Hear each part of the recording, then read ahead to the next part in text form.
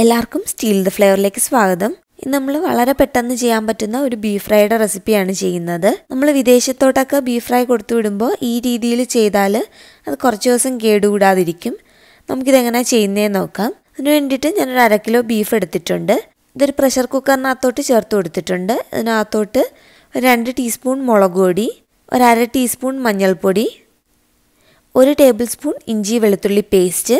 നമ്മൾ ഇതിനകത്തോട്ട് അധികം മസാലകളൊന്നും ഉപയോഗിക്കുന്നില്ല, അതുകൊണ്ട് ഇഞ്ചിയും വെളുത്തുള്ളിയും കുറച്ച് കൂടുതൽ തന്നെ ചേർത്ത് കൊടുക്കാം. പിന്നെ ആവശ്യത്തിന് ഉപ്പ്, ഇത്രയും കൂടി ചേർത്ത് കൊടുത്ത് നന്നായിട്ടൊന്ന് മിക്സ് ചെയ്തിട്ട് നമുക്ക് ഈ കുക്കർ മൂടി വെച്ച് ഇതൊരു മീഡിയം ഫ്ലെയിമിൽ വെച്ചിട്ട് 6 വിസിലിന് ഒന്ന് കുക്ക് ചെയ്തെടുക്കാം. ഇപ്പോൾ വിസിലെല്ലാം വന്നിട്ടുണ്ട്, പ്രഷറും റിലീസായിട്ടുണ്ട്. ഇപ്പോൾ ഈ ബീഫെല്ലാം നന്നായിട്ട് വെന്തിട്ടുണ്ട്.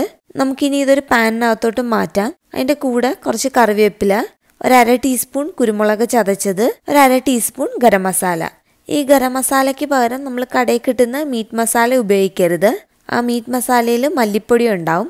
അപ്പം മല്ലിപ്പൊടി ചേർത്ത് വെക്കുകയാണെങ്കിൽ ഇത് പെട്ടെന്ന് തന്നെ കേടായി പോവും. ഇത്രയും കൂടി ചേർത്ത് കൊടുത്ത് നന്നായിട്ടൊന്ന് മിക്സ് ചെയ്തിട്ട് ഇതിലുള്ള ജലാംശം മാറുന്നിടം വരെ നമുക്കിതൊന്ന് നന്നായിട്ട് മിക്സ് ചെയ്ത് കൊടുക്കാം. ഇപ്പം ഇതിലുള്ള വെള്ളമെല്ലാം മാറിയിട്ടുണ്ട്. ഇനി ഇതിനകത്തോട്ട് നമുക്ക് കുറേശ്ശെ വെളിച്ചെണ്ണ ഒഴിച്ചു കൊടുത്ത് നന്നായിട്ടൊന്ന് മൂപ്പിച്ചെടുക്കണം.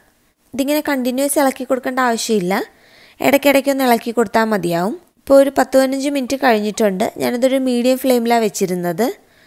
ഈ ബീഫ് നന്നായിട്ട് മൂത്ത് വന്നിട്ടുണ്ട്. ഇപ്പോൾ എല്ലാത്തിലും നന്നായിട്ട് അരപ്പുണ്ട്, എന്നാൽ പീസൊക്കെ നന്നായിട്ട് മൊരിഞ്ഞു വന്നിട്ടുണ്ട്. ഇത്രയും മതിയാവും. ഇത് നമ്മൾ കൊടുത്തുവിടാൻ വേണ്ടിയിട്ട് പാക്ക് ചെയ്യുകയാണെങ്കിൽ നന്നായിട്ട് തണുത്തതിന് ശേഷം മാത്രമേ പാക്ക് ചെയ്യാവുള്ളൂ.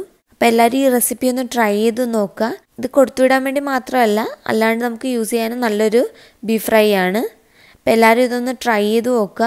ഇഷ്ടപ്പെട്ടാൽ ചാനൽ സബ്സ്ക്രൈബ് ചെയ്യാനും വീഡിയോസ് ലൈക്ക് ചെയ്യാനും കമൻറ്റ്സ് അറിയിക്കാനും മറക്കരുത്.